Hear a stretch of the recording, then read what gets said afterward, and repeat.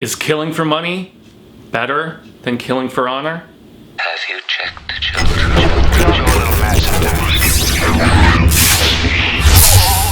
Hi, I'm Chucky. Wanna play? Sometimes that is better. You're gonna need a bigger boat.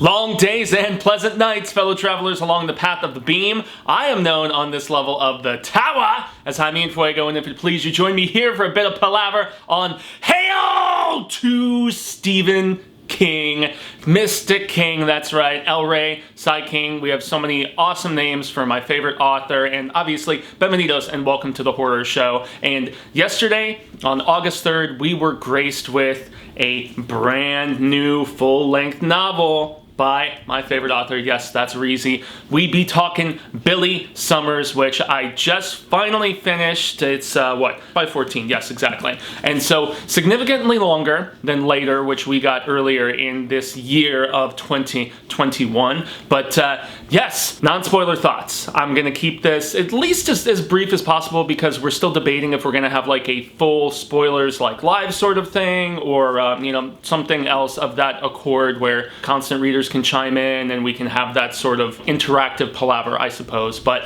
nonetheless, this was, going into it, I was curious about the premise. King has most definitely been very hung up on a true crime sort of thing for a while. Stuff like The Outsider and, the third book in the Bill Hodges trilogy veered into bits of the supernatural, but I mean, whether the Colorado Kid, whether the first couple Bill Hodges stories, I mean, he has kind of been enamored with this for quite a while, and so once again, I'm not going to be divulging any major, plot details as far as, later in the book, but that's where it's really tough to assess something without spoiling things. And so, yes, the premise of this is that Billy Summers is a Iraq war vet, and he has, over the years, as he is now, I believe in his early 40s, if I'm not mistaken, he has been doing contract killing for a while. But the thing is, he only kills bad people. And yes, I mean, we're talking child porn, snuff film directors. That's the sort of thing that he goes for, is those who are just nasty bastards and are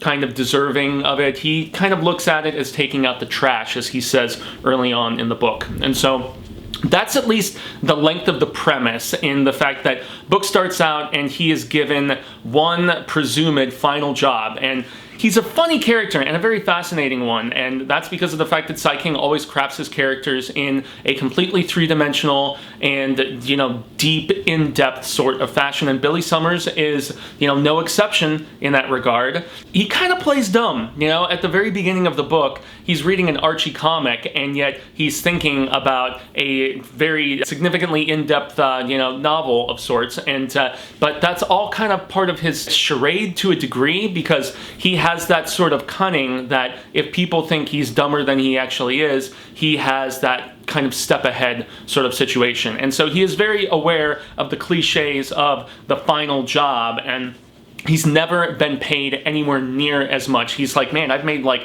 70,000 for taking out somebody nasty before, but why is this job such an extravagant amount? And the extravagant amount, $1.5 million, $2 million, whatever the heck it is, I believe it is $2 million now that I think about it. When you cruise through a book in a day, certain details get a little murky, but I believe it is $2 million if I recall correctly, $500,000 up front, and then $1.5 million after the job is done, and he's suspicious of it. And rightfully so. He's like, why so much money? What is going on?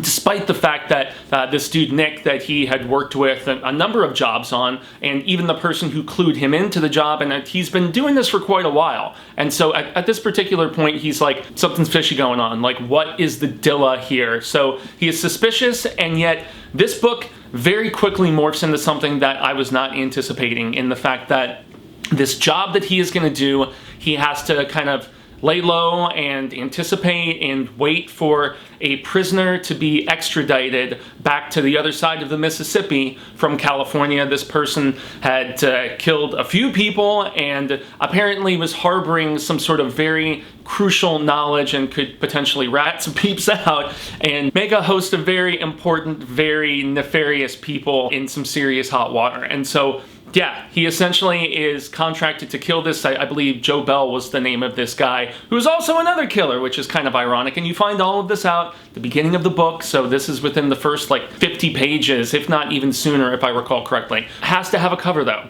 and this is where the book immediately captivated me and captured my attention, because his cover is that he's going to be an aspiring writer. And I know what you're thinking. You're like, yes, okay, Stephen King, another story about a writer. But he does put an interesting twist upon it in the fact that Billy has actually had those inclinations here and there, but he's been so caught up with this taking out the trash, as we mentioned, that he just hasn't had the proper opportunity, and most especially the time or the inclination, and even more so, he's a damaged individual, and we do explore his backstory significantly, from a troubled childhood to his time over in the Iraq War, and Lullafallujah, as they call it, at various points, which is kind of funny. So he has to lay low, and he has this cover as he's waiting to make this hit. And the beginning of this book, man, I was so engaged. Holy shit, especially for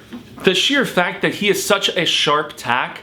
And not only that, he's not just one step ahead, without spoiling things, he is multiple steps ahead, just in case something goes wrong with this particular job. And that's whether, you know, the hit doesn't end up actually being able to happen, or whether he does it and somebody, you know, attempts to double cross him, because there's a lot of cooks in the kitchen in this particular situation. There is somebody who is actually setting him up with the fake business where the hit is going to take place. There is also, you know, various others, including those like Nick and his confidants that he has worked with before, and yet the amount of money is something that just makes him sort of skeptical. You know, who else is involved? Because Nick is just the middleman, so there is somebody else potentially involved that is kind of a cloak and dagger sort of person. And so there is a lot of really intriguing pieces in play for the first third or so of this book, and I was just completely captivated.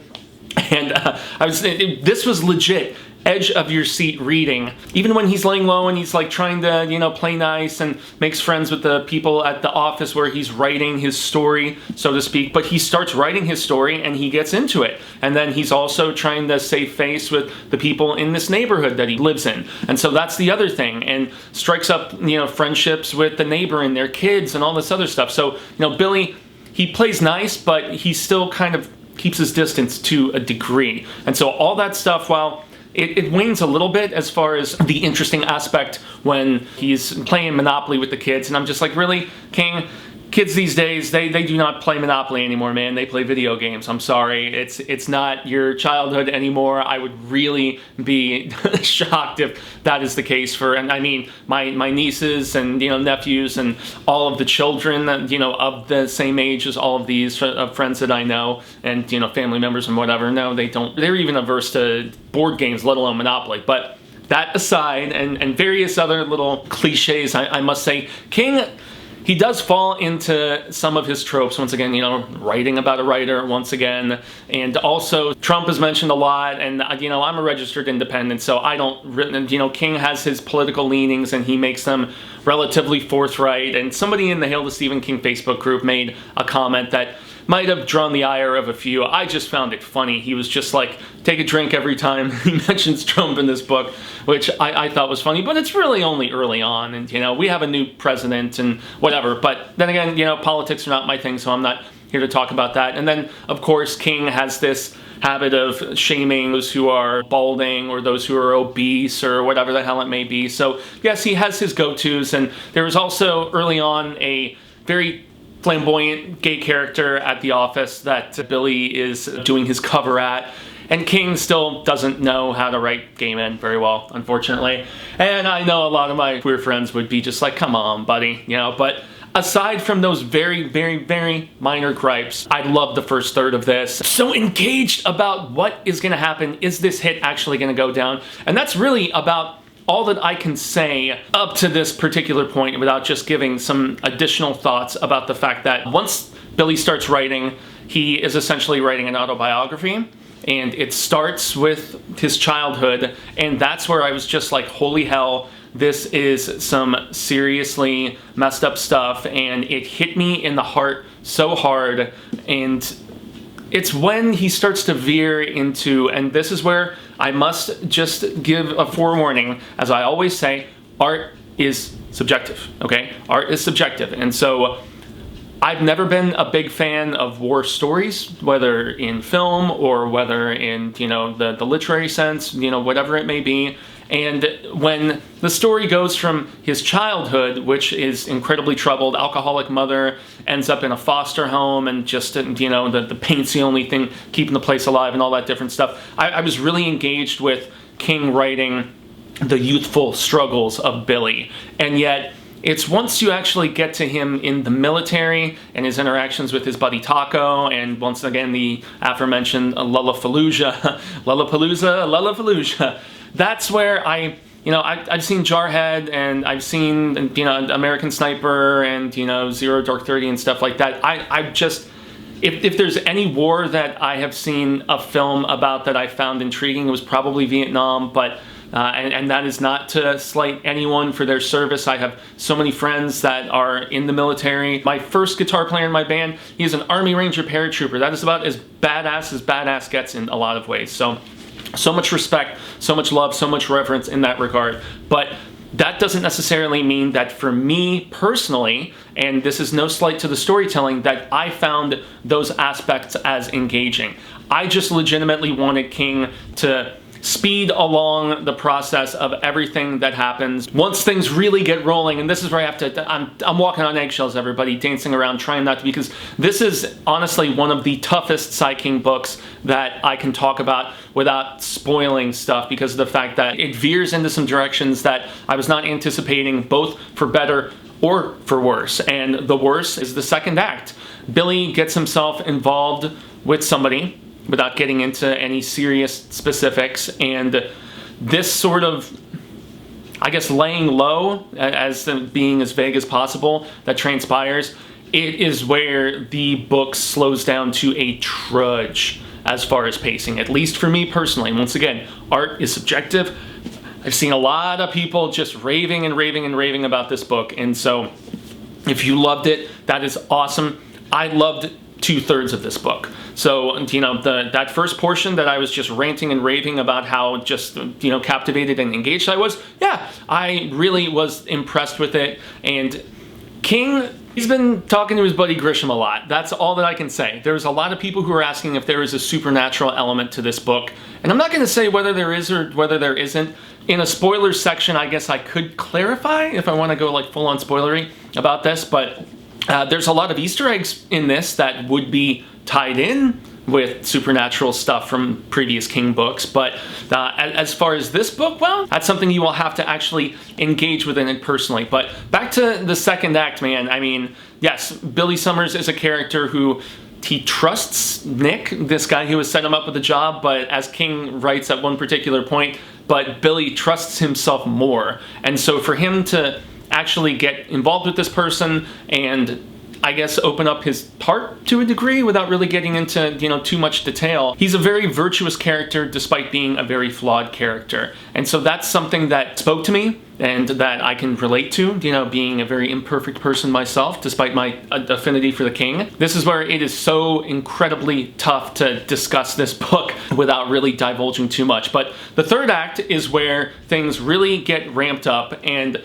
a lot of the setup that we get in Act 2 that I was just kind of rolling my eyes about, and I'm like, okay, King, you're losing me, buddy, you're losing me. And there was a part of me that was thinking I was gonna kind of, not so much beat up on this book, but at least be a little bit more critical. But he wins me back in Act 3. He genuinely does. And we end up somewhere that I cannot specify, and yet it's a cool little wink and a nod. And there was also, I guess it's not really that much for me to say that after a pivotal sequence transpires, a crow is seen by Billy. So yeah, I'm sure you guys know who that presumably is. Yes, there's awesome little nods and winks from King, which he's notorious for, and so you get your fair share of those here, Nebraska, Colorado, without getting too much into it. But yeah, the third act really just brought things back full circle, and I've said this about King a lot, and I even said it when I was reviewing Black House for its 20th anniversary the other day. King has this notoriety, in my estimation, with certain books specifically, not all of them, but certain ones, to just have things lag in the middle, and then he does in fact ramp back up as he gets more of a clear and concise sort of vision, I guess, about how he wants to actually finish something off. And yeah, I feel like after a significant amount of meandering in the midsection, he does figure it out. And this spans across the country. You know, we are initially on the other side of the Mississippi, and then we go to all kinds of other places. And he ends up just hitting me with the feels as some things transpired. And also, the true crime, it may not be my favorite subgenre. Same, you know, similar to the whole Iraq war thing and, you know, military movies and, you know, aside from like Aliens, but I guess that doesn't really count. That's where I had my most significant criticisms, is some of the pacing issues, and then also the fact that this is just less my subgenre. But I have to give King, you know, as my favorite author, so much credit, because this is most definitely significantly different than just about anything that he has done. It does borrow from a few things, and the film that came to mind, especially as we were rounding things out, was Leon the Professional. Things are a little bit different. I guess even divulging that is like a slight spoiler. Not completely to that dynamic as far as anybody who has seen that film. That's at least as far as like a flawed person who does dastardly things and yet has conviction and has heart and is very much willing to help those in need, and, you know, a Samaritan, you know, always being close by and stuff like that. And so, yes, there is a lot to love about this, a lot to enjoy, but I think it's really going to be one of those acquired taste sort of King things, because this is not a fright fest. That's not what I went in wanting. That's not what I went in expecting either. And so this is one that, it's so tough when you cruise through a book with the quickness. You really need to let things simmer, and that's why it was just, I ran the gamut with this one. You know, I was absolutely adoring it initially, and then it was really losing me, and then it kind of reeled me back in. And I think that happens with a lot of books, not just King stuff. And so, yeah, that's really, in a nutshell, the way that I felt after finishing Billy Summers. And that's just kind of quick, rapid reaction, overall thoughts. I'm still not 100% if I want to do like a full-on spoilers review, as I mentioned earlier. But I don't know, what do you guys think? Do you like this cover better? Yeah, or do you personally prefer the UK cover? I know there's like the blue and then the purple variant and stuff, and so maybe when I'm doing the little editing process, I'll actually go into that. But yes, if you're disappointed that this is not like a super deep dive or whatever, well, you can't really do that without significantly spoiling something in this regard. And yeah, that's why I have to keep my thoughts at least a little bit more concise. So Billy Summers, a man of various aliases who is savvy, various steps ahead, whether it's his burner phones, putting on disguises, all kinds of different things, and yet he is incredibly smart and at times ruthless as he needs to be despite those convictions. And so he is definitely one of King's coolest characters, but yet most eccentric, most flawed. I mean, King loves his flawed heroes, as I have said countless times. I mean, Larry Underwood, for instance, is my personal favorite Sai King character. Guard is another one. That guy's really flawed, even in comparison with Larry. And so,